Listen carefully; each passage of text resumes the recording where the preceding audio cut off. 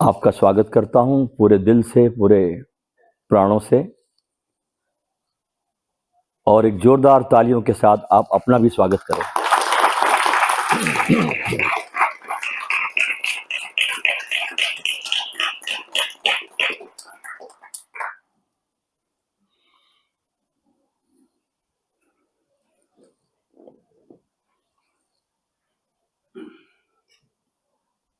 ओशो ने करीब करीब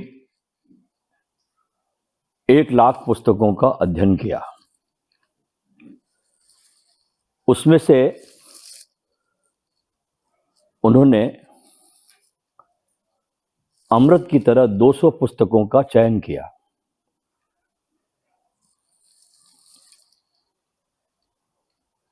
उन 200 पुस्तकों में से भी एक किताब ओशो को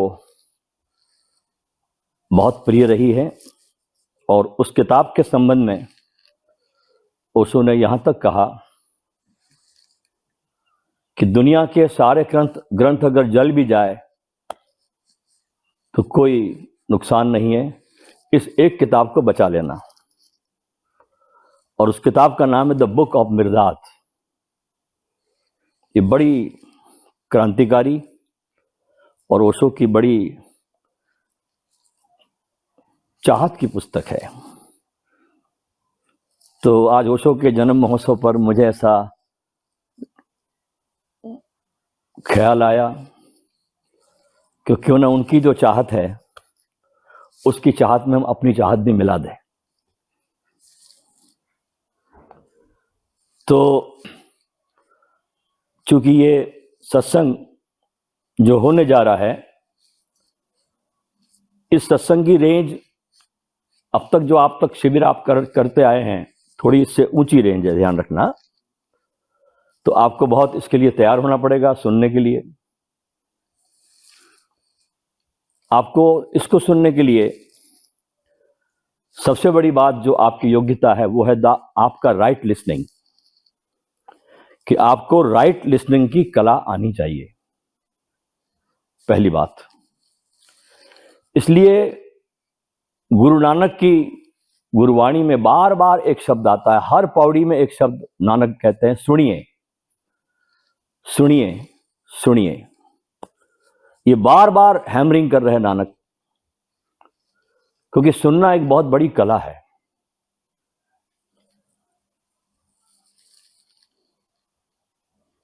और जब हम किसी भी धारणाओं को लेकर सुनते हैं, पुराने कचरे को माइंड में भरकर, वो कचरा जो हमारा स्वभाव नहीं है, वो कचरा जो बाहर से आया है, वो कचरे को लेकर के जब हम किसी भी कोई नई बात को सुनते हैं तो सुनते ही नहीं। तो इसको सुनने के लिए, इस मिर्दात की इस बात को सुनने के लिए आप बिल्कुल खाली हो जाना, कोई धारणा से ग्रस्त मत होना। इसलिए पूरा शिविर, ये जो आम ढर्रे का शिविर होता है वैसा शिविर नहीं है, ये ठर्रे का शिविर है। ढर्रे का शिविर नहीं होने वाला, ये नशेबाजों का शिविर है, जहां आप पिएंगे, जहां आप, जब तक मिर्दात ना हो जाए तब तक क्या बात बनेगी। तो राइट लिसनिंग मेरी पहली शर्त होगी आपके साथ, कि ठीक से सुनने की कला, पुरानी सब धारणाओं को पोंछकर, सब मिटा करके, जितने भी गुरुओं से आपने सुना सब फेंक दो, वो कोई काम का नहीं है। ठीक। दूसरा, एक महत्वपूर्ण भाव आपके भीतर होना चाहिए। किसी को भी आप सुनो, वो भाव आपको ये होना चाहिए कि जो बोला जा रहा है और जो बोल रहा है ये साक्षात ईश्वर है, और है भी ईश्वर, इसमें कोई संदेह नहीं है। आपके भीतर जो बैठा है वो ईश्वर ही तो बैठा है, और उस ईश्वर के होने से ये शरीर भी है, उस ईश्वर के होने से ये वाणी भी है, उस ईश्वर के होने से ये हाथ भी हिल रहा है, उस ईश्वर के होने से मैं आपको देख भी रहा हूं और आप मुझे देख रहे हैं। तो जो बोल रहा है वो कौन है? ईश्वर। उससे कम में उसको मत आंकना, नहीं तो सुन ही नहीं पाओगे। वाइस वर्सा, दूसरी तरफ यह भी आपको ध्यान रखना है कि जो सुन रहा है वो भी ईश्वर है, सिर्फ बोलने वाला ईश्वर नहीं है, जो सुन रहा है वो भी ईश्वर है, उससे रंच मात्र भी वो कम नहीं है। तो फिर सत्संग शुरू होगा मेरा और आपका, तब कुछ बात बनेगी, क्योंकि समान धर्मा से मिलता है। मैं कोई ऊंचा नहीं हूं आपसे, आप मुझसे कोई नीचे नहीं है, ध्यान रखना, मैं इसको बिल्कुल नहीं मानता। आप और हम दोनों साथ साथ इस सत्य की यात्रा पर चल रहे हैं, बिल्कुल इकट्ठे, एक साथ में, बिल्कुल साथ साथ।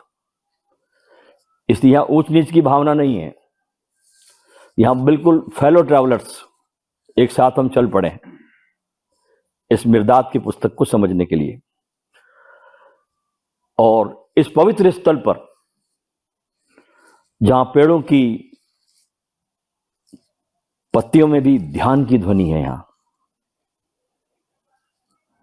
जहां मिट्टी में भी शांति की सुगंध बसती है, आज हम एक ऐसे अद्भुत यात्रा पर निकल रहे हैं, मिर्दात की पुस्तक। मैं चाहता हूं थोड़ी देर के लिए आप एक 5 सेकंड के लिए आंखें बंद कर लें, बस थोड़ी देर के लिए।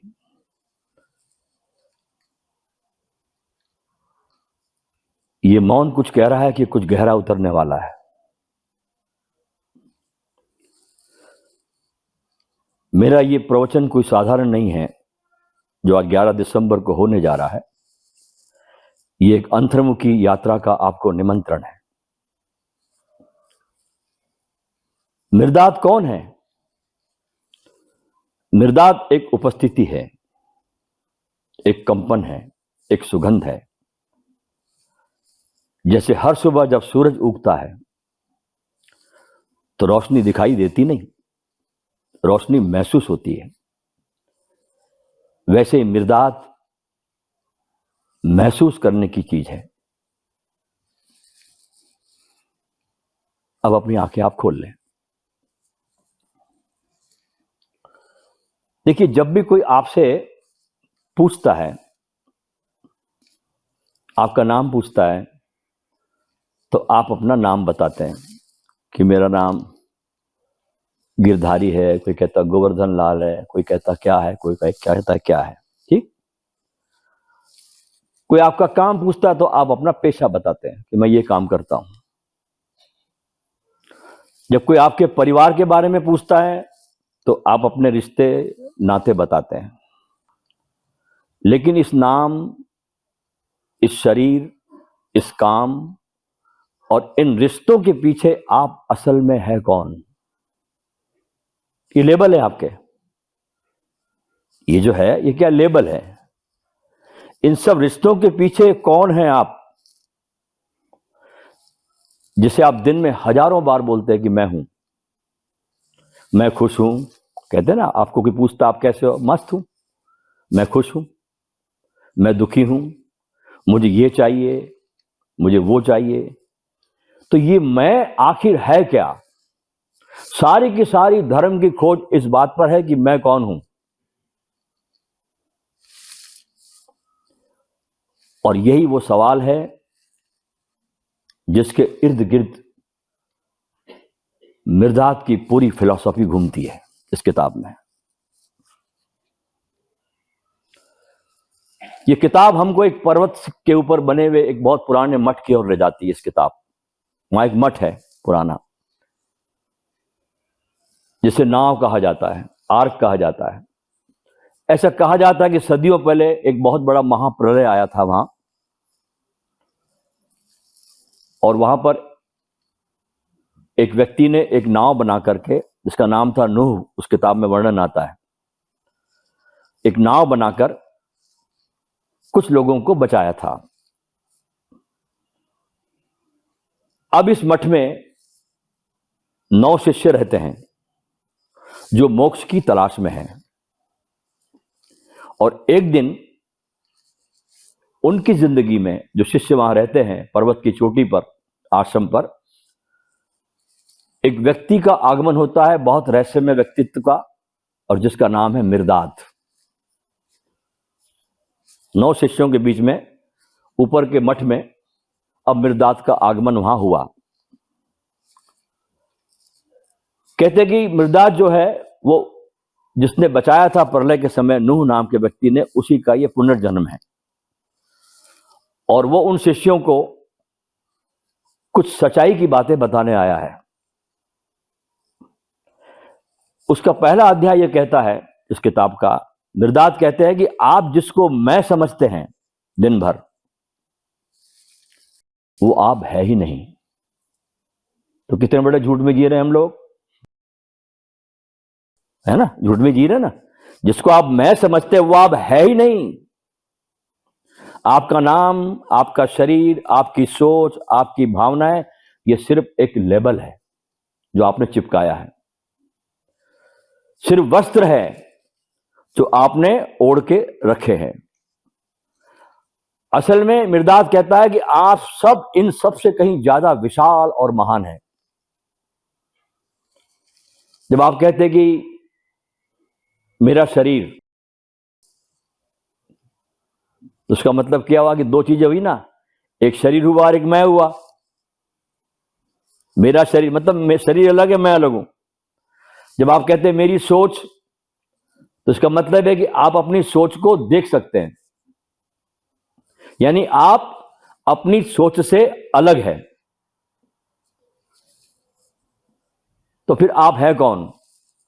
तो मिर्दाद एक चौंकाने वाला जवाब देते हैं इस पुस्तक में, बड़ा प्यारा उत्तर देते हैं कि तुम परमात्मा हो, तुम ईश्वर हो, जो मैंने आपसे अभी कुछ देर पहले बात की। मिर्दाद कहते हैं तुम परमात्मा हो, तुम ईश्वर हो, और तुम वही ब्रह्मांडीय चेतना हो जिसने इस पूरी कायनात को बनाया है। ये जो सामान्य सा मैं है वो एक भ्रम है आपका, एक धोखा है। और ये जो सामान्य मैं जिसको हम दिन भर मैं करके जीते हैं, ये एक जेल खाने की तरह है, और इसमें हमने अपने खुद को कैद करके रखा है। हम एक समंदर है जिसने अपने को बूंद समझ के रखा है।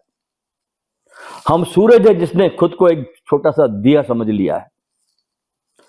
ये बात हमको सुनने में बहुत अब भरोसा नहीं आता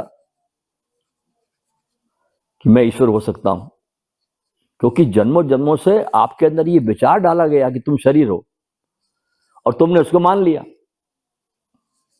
इतनी बार ये शरीर की घंटी बजी तुम्हारे कानों के अंदर कि तुम भूल ही गए कि तुम शरीर में बैठे हो, शरीर नहीं हो।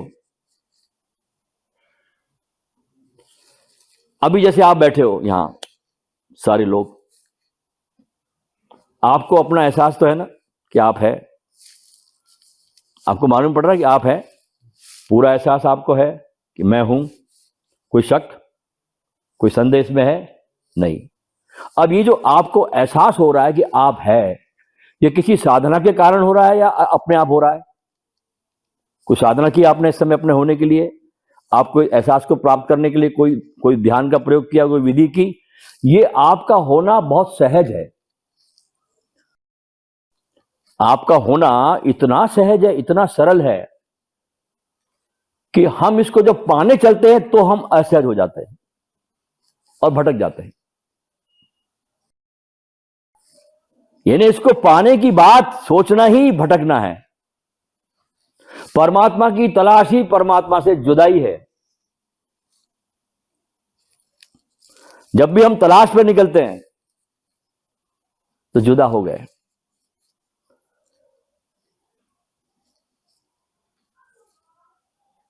और ये जो शक्ति है परमात्मा की हमारे भीतर, जो हमारे दिल को धड़का रही है, हमारी सांसें चला रही है, देख रहे हो आप कितनी बड़ी आपकी हैसियत देखिए आप कि ये शरीर तो मुर्दा है, ये शरीर में कोई दम नहीं है, ख्याल रखना, ये आज भी मुर्दा है, ये शव है जिसको तुम जीवन भर समझते हो अपना और इसी में जीते हो। इसमें जो बैठा है शिव, उसके कारण शरीर है। जिस दिन शिव चला गया ये मुर्दा ही था और मुर्दा रह जाता है।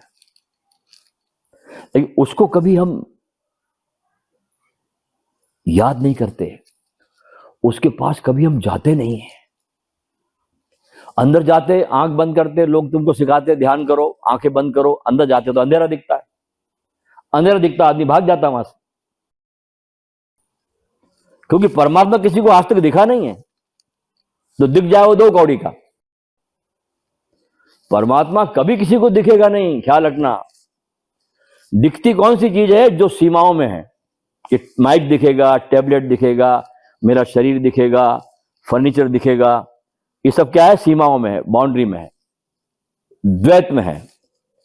तो जो भी चीज द्वैत में है वो दिखाई पड़ेगी। असीम को कैसे देखोगे आप? अब जैसे हवा है,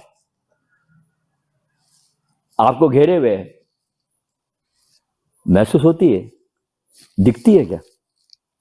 बताओ मेरे को, हवा दिखाई पड़ी किसी को आज तक? फूल दिखता है, फूल की सुगंध दिखती है? बताओ, महसूस होती है, दिखती नहीं। तो जीवन में बहुत सी चीजें हैं जो दिखाई नहीं पड़ती, और वही असली चीज है। तुम्हारे भीतर परमात्मा बैठा हुआ दिखाई नहीं पड़ता, वो असली बात है, मजा उसी का है। दिख जाएगा 2 कौड़ी का हो जाएगा। जैसे और चीजें जितनी आपने देखी जीवन में, वो सब आपके जीवन में 2 कौड़ी की हो गई ना। जो जो आपने देखा अब तक के, वो सब 2 कौड़ी की चीजें आपके सामने हो गई। आपने अच्छी कार ली, महीना भर मजा आया, 2 कौड़ी की हो गई। आपने अच्छा मकान बनाया, थोड़े दिन आनंद रहा, महीना 2 महीना, वो 2 कौड़ी का हो गया। यानी जो भी चीज आपको दिखाई पड़ी, जिसमें आपने अपना मोह पैदा किया, रस लिया, वो सब 2 कौड़ी की हो गई। एकमात्र कोई चीज है जो दिखाई नहीं पड़ती, वो है तुम्हारा होना, तुम्हारा अपना अस्तित्व जो तुम हो। और वो अस्तित्व जो तुम हो वो दिखता नहीं। जब तुम उसके भीतर जाते हो ना, उसमें डूबते हो, अपने मैं हूं पर जब तुम्हारा ध्यान जाता है, तुम्हारा सब तरफ ध्यान जाता है। साधनाओं में ध्यान रखना, तुम्हारा पूजा पे ध्यान जाएगा, पाठ पे ध्यान जाएगा, ग्रंथों पे ध्यान जाएगा, गुरुओं पे तुम्हारा ध्यान जाएगा, लेकिन तुम्हारे स्वयं के होने पर जो तुम हो, उसके साथ तुम कितनी देर बैठते हो? कभी बैठे? सब तुमको बाहर भटकाते हैं, सब। जो तुमको अपने भीतर बैठाना सिखा दे वो गुरु होता है।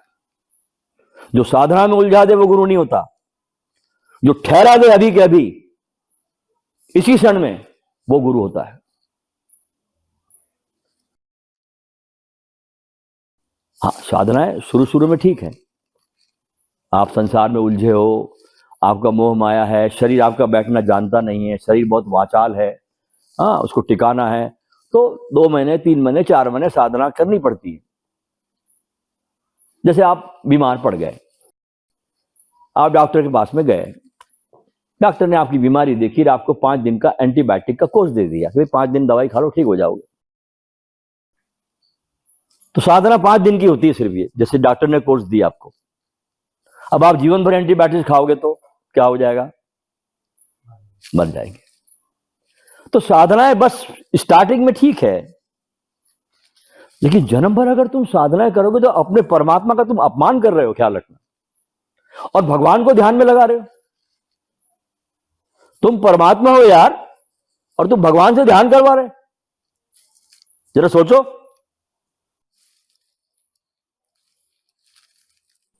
भगवान से ध्यान करवा रहे तुम। नहीं, ये मार्ग नहीं हो सकता।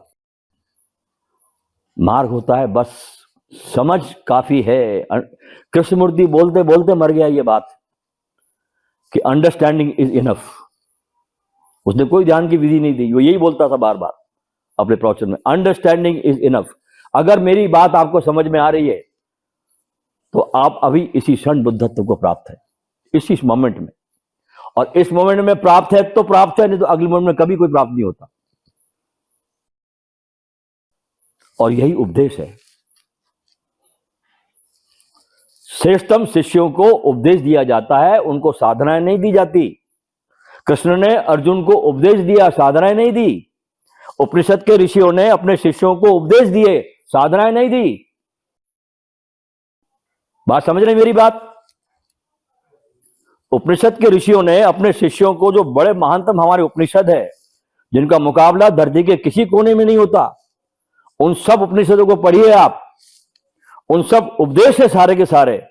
शिष्य बैठा है राइट लिसनिंग में, अपने गुरु के प्रति परम श्रद्धा से भर करके, उसको नारायण समझ करके, खुद भी नारायण है ये समझ के बड़ी श्रद्धा से बैठा गुरु के चरणों में। गुरु बोल रहा है, उपदेश दे रहा है, और वो उपदेश मात्र शब्दों का ना होकर के वो उसका अस्तित्व बनता चला जा रहा है।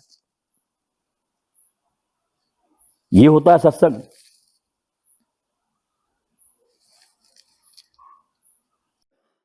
ये सत्संग है, और इसी सत्संग में तुमको तुम्हारी याद आती है।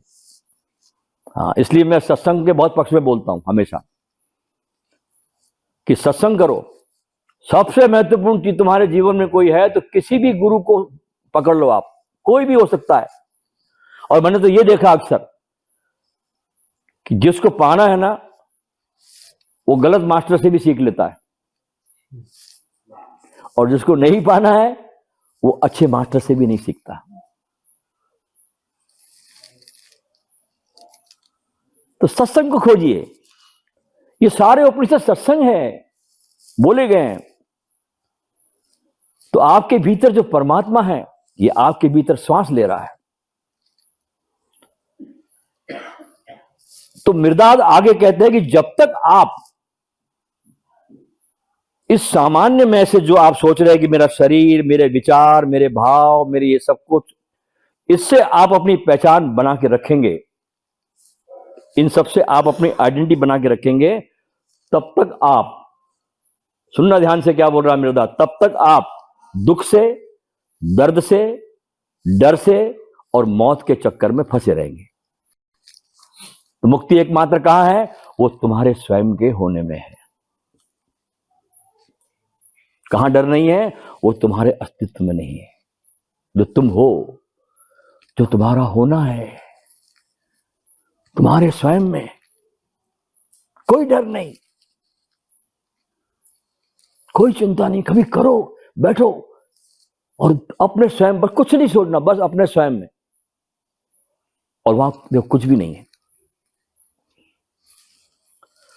तब तक दर्द और मौत शुरू रहेगा जब तक वहां पर नहीं जाओगे उस स्पेस में आप। तो क्योंकि ये जो आपका जो सामान्य मैं, जिसको आप दिन भर काम चलाओ बोलते हो, ये अधूरापन है आपका। क्यों अधूरापन है? इस मैं को मिर्दाद कहता कुछ न कुछ हमेशा चाहिए। ये जो बाहर आपका मैं आइडेंटिटी वाला है ना, इसको हमेशा क्या करना है? इसको हमेशा कुछ न कुछ चाहिए। क्या चाहिए इसको? इसको तारीफ चाहिए, इसको इसको इसको तारीफ चाहिए, उसको दौलत चाहिए, आपके झूठे मैं को, उसे प्यार चाहिए, और जब उसको कोई चीज नहीं मिलती तो दुखी हो जाता है। ये आपके बाहर का मैं, जिसको आप मान रहे हो। और जिस पल आप ये समझ जाते हैं, आपको ये ज्ञान हो जाता है कि मैं शरीर नहीं हूं, मैं मन नहीं, बल्कि मैं वो असीम चेतना हूं, तो आप हर दुख से, हर डर से पार हो जाते हैं।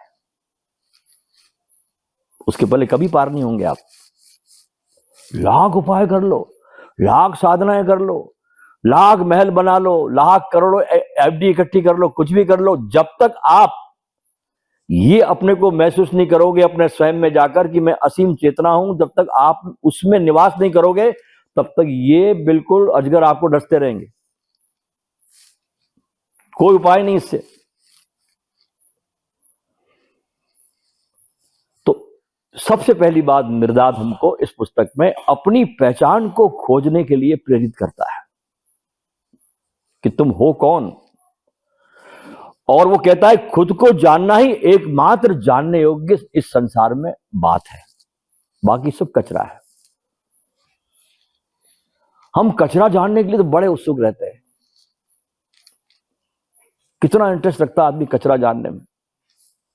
और मृदात कहता है खुद को जानना ही, इस स्वयं को, इस मैं को जो तुम हो, इस स्वयं को जानना ही एकमात्र जानने योग्य बात है, बाकी सब ज्ञान अधूरा है। मृदात कहता है जब तक आप स्वयं को नहीं जान ले, तब तक आप कितनी भी किताबें पढ़ ले, सारे तीर्थ घूम ले, आपको शांति और आनंद कहीं मिलेगा ही नहीं। आप जैसे थे वैसे आप बने रहोगे, क्योंकि आप, मृदात कहता है कि शांति को बाहर खोज रहे हैं, जबकि शांति खोजी नहीं जाती, वो आपका स्वभाव है। आप खोज रहे हैं इसलिए आपको अपनी वास्तविक जो सहज शांति है उसका पता नहीं चल रहा। जैसे लोग समाधि लगाते हैं, आजकल समाधि बाजार में बेची भी जाती है। कोई 20 समाधि बेच रहा है, 25 बेच रहा है, 27 बेच रहा है। 27 पूरी होगी तो अब ग्राहक छांटने उनको तो 28 भी पैदा कर देते लोग। अच्छा ये बताओ मेरे को, आप थोड़ी बुद्धि का उपयोग भी किया करो कभी कभी, कि जो समाधि तुम लगाते हो वो कितनी देर रहेगी? 1 घंटा रह सकती है, 2 घंटा रह सकती है, 3 घंटा रह सकती है, 4 घंटा रह सकती है, अखंड तो नहीं होती ना। तो जो समाधि लगे और टूट जाए वो किस काम की? जो समाधि लगती है और हवा हो जाती, टूट जाती, ऐसे 2 कौड़ी की समाधियां किस काम की? अरे तुम्हारे भीतर समाधि अखंड लगी हुई है यार, लगाना नहीं पड़ता।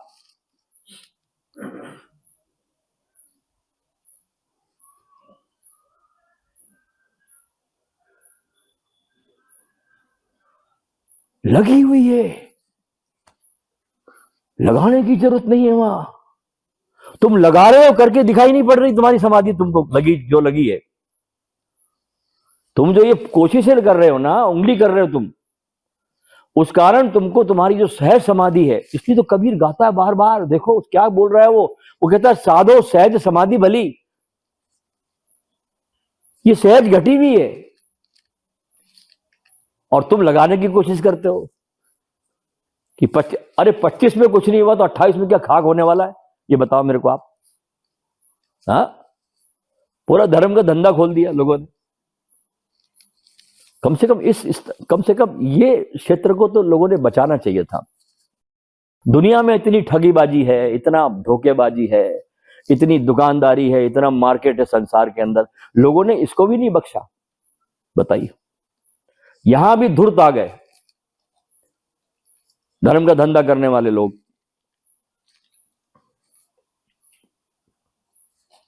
सीधा सहज मार्ग है, बस एक ही जो अपनी तरफ जाता है वो तुम्हारा अपना होना। बाकी सब कचरा फेंक दो तुम, ये तुम्हारे किसी काम का कचरा नहीं है। समय खराब मत करो यार, मैं कहता हूं बहुत समय खराब हो चुका है ऐसे भी तुम्हारा। एक ही बात है कि बस अपने इस शरीर के भीतर जो बैठा है ना नारायण, इसके पास आ जाओ। और इसको पास आने के लिए किसी साधना की जरूरत नहीं है। मजे की बात है। आहा, मैं तुमको साधनाओं से मुक्त कर रहा हूं। मैं तुम्हारा टाइम बिल्कुल खराब नहीं करना चाहता, मैं तुमको कहीं उलझाना नहीं चाहता। मैं जो सहज उपनिषदों का जो मार्ग है, जो हमारे बुद्ध पुरुषों का मार्ग रहा है सदा से, मैं उसी की बात करता हूं।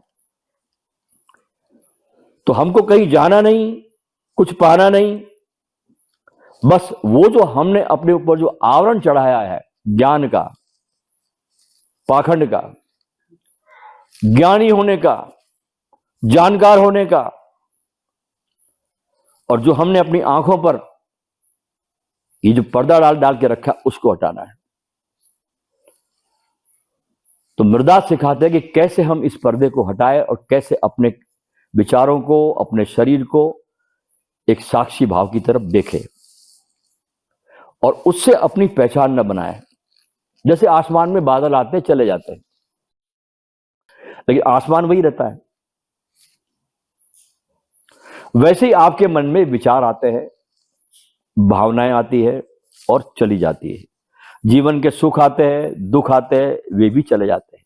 अच्छा ये बताओ मेरे को, आप आपकी इतनी उम्र हो गई, इतने दुख आपके जीवन में आए, वो टिके क्या? टिके? सब आए चले गए। इतने सुख आए, वो टिके? वे भी गए। तो ये जो आया और गया, ये है माया।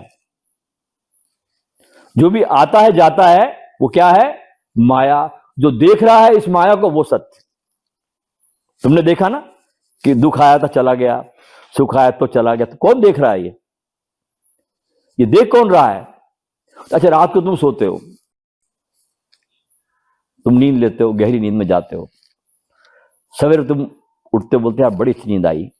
तो इस नींद को रात भर देखा किसने था? कोई तो था देखने वाला, इसको जिसने जाना इसको कि हाँ रात को नींद अच्छी आई। ये कौन है बोल रहा है? जो ये तुम हो, ये तुम्हारा वास्तविक स्वरूप है। वहां आओ, वो जगह है आने के लिए। बाकी सब बकवास, वो तीर्थ है, वो मक्का है, वो काबा है तुम्हारे पास। बाकी सब बकवास छोड़ो सबको। हिम्मत चाहिए, मजे की बात है। असली बात है, ये शूरवीरों का काम है। यहां अब तक जो तुमने ज्ञान पाया वो सबको आग लगानी पड़ती है, जला देना पड़ता है उसको, और तब तुम अपने स्वयं में आ सकते हो। ज्ञान ही तो बाधा है। जो जान लिया अब तक, बुद्धिमत्ता को छोड़ो, लाओ से कहता है, और ज्ञान को हटाओ और लोग 100 गुना लाभान्वित होंगे। क्या बात है! लाओ से सूत्र देखिए आप। बुद्धिमत्ता को छोड़ो, बुद्धि से नहीं पाया जा सकता। ये बुद्धि का विषय नहीं है, मन का विषय नहीं है। बुद्धि और मन, इसके पार जो बैठा है, जो दोनों को देख रहा है, बुद्धि को भी देखता है, मन को भी देखता है, शरीर को भी देखता है, ये देखने वाला जो है, ये असली चीज है। और ये तुम भूल गए हो। तुम सब उपद्रव करते हो यार, ये बस इसके पास नहीं आते। तो आंख बंद जब करते हो तो कुछ दिखता नहीं। कितनी सुंदर बात है, नहीं दिखता। तो जो नहीं दिखता ना, बस वहां बस हो जाओ। जब आप उससे दोस्ती करोगे, वहां बैठोगे, दिखता कुछ नहीं, तो धीरे धीरे धीरे धीरे तुम्हारे भीतर से परमात्मा सुगंध की तरह उठेगा। आकार में नहीं आएगा, वहां से एक खुशबू की तरह प्रकट होगा परमात्मा तुम्हारे अंदर से। ये कभी नहीं होगा कि राम धनुष बाण लेके तुम्हारे सामने प्रकट हो गए, कि कृष्ण बंसी बजाने लगे तुम्हारे सामने, कि कोई पीर पैगंबर आ गया तुम्हारे साथ। कभी नहीं आते। ये सब मन के सपने, प्रोजेक्शन है तुम्हारे, कुछ भी नहीं है। सब कहानियां हैं। और सब भक्त अपने गुरु के पास अपनी कहानियां गढ़ लेते हैं। अस्तित्व के अपने नियम है। संसार में जो आया, चाहे बुद्ध हो, कबीर, कोई भी, सबको जाना है। ये नियम संसार का है। बचपन होता है, जवानी होती है, बुढ़ापा आता, ये भी नियम है। सुख आते, दुख आते, ये भी नियम है। तो अपने पास आना ही वास्तविक रूप से ओशो को जन्म देना है। बाकी तो तुम क्या जन्म दोगे ओशो को? क्या जन्मोत्सव मनाओगे? अपने को जन्म दो, तो कुछ बात है यार। तो अपने झूठे मैं को पहचानो, उससे दूरी बनाओ। और बचपन से सिखाया जाता हमको समाज के द्वारा, माँ बाप के द्वारा, कि तुम शरीर हो, तुम मन है। लेकिन मृदास कहता है कि इस विश्वास को समाप्त किए बिना तुम अपने इस मैं में आ नहीं सकते। और ये अपनी ही बनाई जेल को समाप्त करने जैसा है। और मृदास कहते हैं इसमें हिम्मत लगती है, अपने पास इस सब को जलाकर आने में। कोई इतना 10 साल, अब जैसे आदमी ने, किसी ने 10 साल तक कोई मार्ग अपना लिया, अब उसको बोला लौट जाए यहां से, बाधा बन गया ना ज्ञान। नहीं लौटता वो ऐसे ही मर जाएगा, ऐसे ही नहीं लौटेगा। नहीं, शूरवीर लौटता है जो अपने को ईमानदारी से देखता है, जो अपने को बहुत ईमानदारी से देखता है। इस रास्ते पर बहुत ईमानदार रहना, ख्याल रखना, अपने प्रति ईमानदार रहना, कि जिस रास्ते पर मैं चल रहा हूं तुम जन्म अपने लिए लिए हो, अपनी मौत तुम खुद मरोगे। मैंने जो रास्ता चुना है, इस रास्ते पर मुझे, मेरी चेतना, मेरा स्वयं का मैं, इसके पास में आ रहा हूं या इससे मैं बहुत दूर चला जा रहा हूं, ये कसौटी ख्याल रखना। अगर मैं इस मार्ग पर चल के मैं अपने स्वयं के मैं में बहुत पास आ गया हूं, मैं वो ही हो गया हूं, तो समझना तुम ठीक ठीक मार्ग पर हो। तो हम एक झूठी पहचान के साथ जी रहे हैं, मृदात कहते हैं। अच्छा, आगे फिर कहते हैं कि एक गहरा माया जाल और है, मृदात कहता है, एक ऐसा जाल जिसमें बहुत खराब तरीके से हर आदमी फंसा हुआ है। वो जाल कौन सा है? मृदात क्या कहते हैं? अच्छे और बुरे का,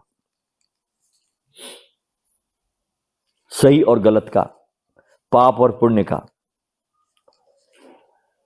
और इसको मृदात कहता है द्वैत का नियम, ड्युअलिटी, लॉ ऑफ ड्युअलिटी। जरा सोचिए, हमारी जिंदगी पूरी की पूरी इसी तराजू पर तुलती रहती है, पूरा जीवन हमारा दो में, अच्छे में बुरे में, पाप में पुण्य में। हर चीज को, हर इंसान को, हर घटना को अच्छा या बुरा कहकर हम पूरे जीवन में तौलते रहते हैं इस द्वैत की जिंदगी को। ये इंसान अच्छा है, ये इंसान बुरा है, ये काम करना सही है, ये गलत है, अमीर होना अच्छा है, गरीब होना खराब है, सफलता अच्छी है, असफलता बुरी है। हमारी पूरी नैतिकता, हमारे सारे कानून, हमारे सारे रिश्ते इस अच्छे और बुरे खेल पर टिके हुए हैं।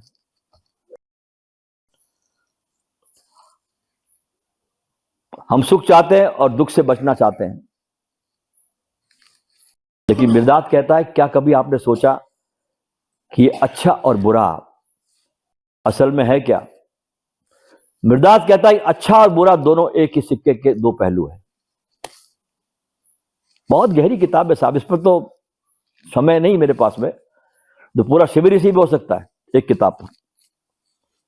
मृदात कहता है कि अच्छा और बुरा दोनों एक ही सिक्के के दो पहलू हैं। आप एक को चुनकर दूसरे से बच नहीं सकते, एक को चुनकर के दूसरे से आप बच नहीं सकते। जहां रोशनी होगी वहां परछाई भी होगी, जहां सुख आएगा वहां दुख भी आएगा, जहां जीवन है वहां मृत्यु भी निश्चित है। ये दोनों हमेशा साथ साथ चलते हैं।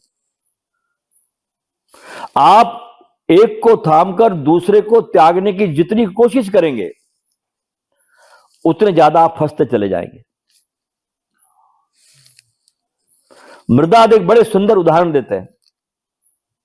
वो कहते हैं कि ये दुनिया ऐसी है, एक सोपान की तरह है।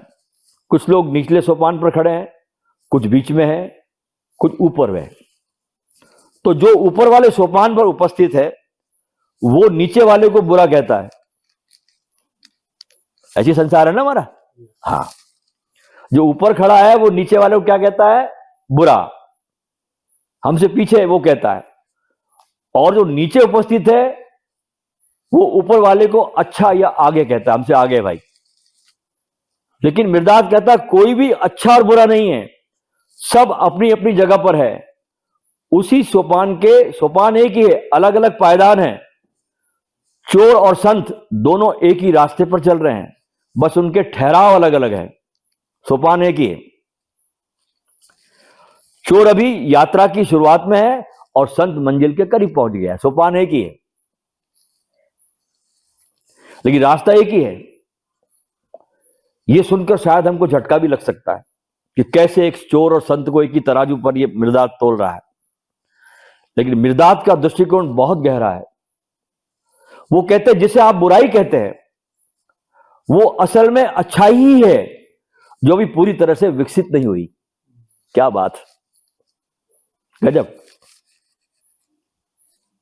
इसलिए मैं कहता हूं हाई रेंज का सत्संग है ये। हाँ, वो कहता है कि ये वास्तव में असल में अच्छाई है जो अभी तक विकसित नहीं हुई। ये अपरिपक्व अच्छाई है, वो कहता है। बुराई क्या है? अपरिपक्व अच्छाई है। नफरत, मृदात कहता है, प्यार का ही खराब हुआ रूप है। अंधेरा रोशनी की कमी का नाम है। अंधेरे का अपना कोई अस्तित्व नहीं होता। आप रोशनी जला दीजिए, अंधेरा गायब हो जाता है। ठीक उसी तरह मिर्दाद कहता है कि बुराई का अपना कोई अस्तित्व नहीं है, वो बस अच्छाई या प्रेम की समझ की कमी का नाम है। जब आप किसी को बुरा कहते हैं तो वो अच्छा भी है, वो अज्ञान में जी रहा, बात अलग है। तो बहुत सी दोस्तों बातें इसमें छूट जाएगी क्योंकि ये बहुत अध्याय लंबा है, और देखते हैं अभी आगे और भी हम चर्चा करेंगे इस पर। चर्चा करने के लिए तो बहुत है हमारे पास में, अनंत हरि अनंत और कथा अनंता। और कभी कभी तो लगता है कि जैसे अभी तो सिर्फ जैसे जब संगीतकार अपने तारों को ट्यून करता है ना, सिर्फ ट्यून ही करता है, अभी तो साथ छेड़ा ही नहीं उसने। तो कभी कभी ऐसा लगता है कि बस मैं सिर्फ तारों को ट्यून किया, अभी संगीत छेड़ा नहीं गया मतलब करने का। तो आने समय में हम चर्चा करेंगे इस पर हम।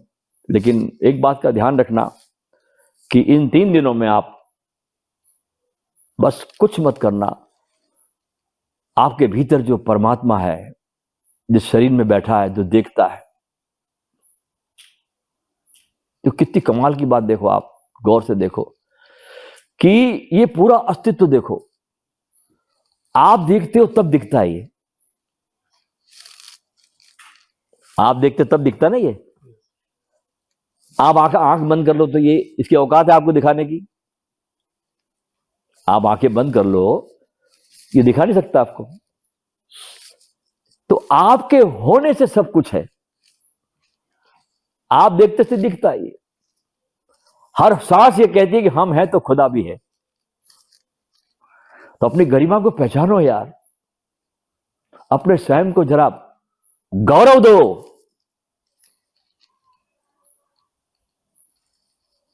अपने को गौरव देना ये समाधि है। अपने को परमात्मा से कम समझना दुनिया का सबसे बड़ा पाप है, ध्यान रखना ये। तुम परमात्मा होकर अपने को शरीर मान रहे हो, गाली दे रहे परमात्मा को आप कि भीतर इतना चैतन्य ब्रह्म बैठा है भीतर तुम्हारे, जो देखता है, सुनता है, मुस्कुराता है, जिसके होने से सब कुछ है। जो है तो ये शरीर भी है, और जो चला जाता है छोड़ के इसको, तो तुम्हारा परिवार भी तुम्हारे पास आने से डरता है। जिसको तुम प्यार मोहब्बत कहते हो ना परिवारों के, वहां असली सच्चाई प्रकट होती है जब घर में मुर्दा पड़ा रहता है। जिसको तुमने प्यार किया, ये मेरा, वो मर जाता है तो उसके पास जाने में आदमी को डर लगता है कि प्रेत पड़ा है। तो लोग मोहब्बत किसको कर रहे हैं? शरीर को नहीं, नारायण को प्रेम किया जा रहा है जो तुम्हारे भीतर बैठा है, उसको करते हैं लोग प्रेम। और तुम समझते हो शरीरों को प्रेम किया जा रहा है। नारायण गया, सब गए।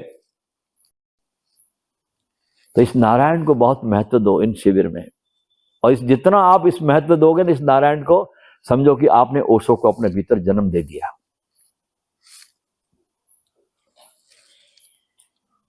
क्योंकि ओशो को कभी देह मत समझना, आप न चूक जाओगे आप। ओशो देह नहीं है, ओशो विधेयी है। ओशो साक्षात परब्रह्म है। जो तुम हो वही ओशो है। तुम में और ओशो में एक रंच मात्र भी अंतर नहीं है, फर्क नहीं है। उससे अपने को कमी मत समझना। तुम भी वही हो। तत्वमसी श्वेत केतु, उपनिषदों के सूत्रों को गहराई से सोचो। जब ऋषि कहता है कि तू भी वही है जो मैं हूं, कितना सम्मान देते हैं देखो लोग, ऋषि लोग अपने शिष्यों को कहते तत्वमसी श्वेत केतु, तू भी वही है, तो मुझसे जरा भी अलग नहीं है। तो एक ही मार्ग है, बल्कि मैं उसको मार्ग भी नहीं कहता, मैं उसको कहता हूं सडन इनलाइटनमेंट, कि मैं जाग गया एक क्षण में। अभी हमने गोवा में, अभी अगले महीने से हम काम शुरू करेंगे। हमने पोस्टर छपा है वहां के लिए, उसमें बड़ा रेबेलियस सेंटेंस में दिया है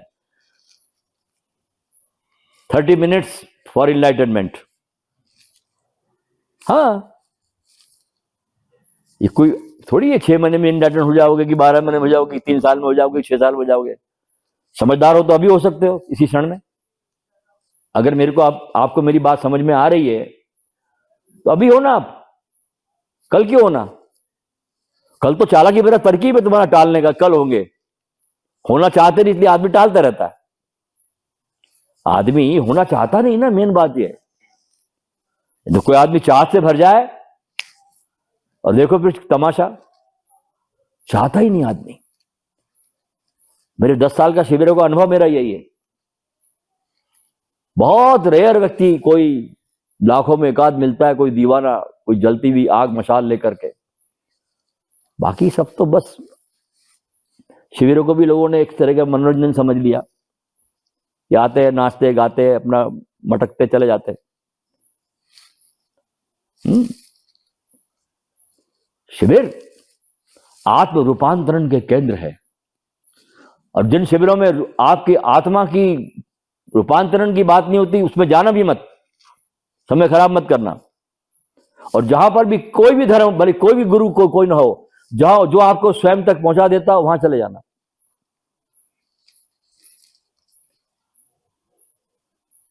तो समय बहुत कम है, अगले पल का आपका भरोसा नहीं है। और स्मृतियों का, ज्ञान का, कचरे का बोझ बहुत भारी है। उसको हटाओ और उसके हटते ही आप स्वयं में अपने को प्रवेश कर जाओ। इतना सरल है यार, अपने को पाने जैसा सरल दुनिया में कोई भी चीज नहीं। मैं तो कहता हूं, मैंने अपने को ही जाना। The most easiest thing in the world to know yourself. तुम जानना चाहते नहीं, बस ये असली जड़ ये है। तुम्हारा ध्यान कहीं और लगा हुआ है, इसमें मिल जाएगा, उसमें मिल जाएगा, अरे वहां खोजू वहां मिल जाएगा, उसके चरण पकड़ लो उससे मिल जाएगा। किसी से नहीं मिलता। और जो मिलता है ना, वो मिला ही हुआ है। कोई मिलता थोड़ी है, ये मिला ही हुआ है तुम्हारे को। उस पर ध्यान दो।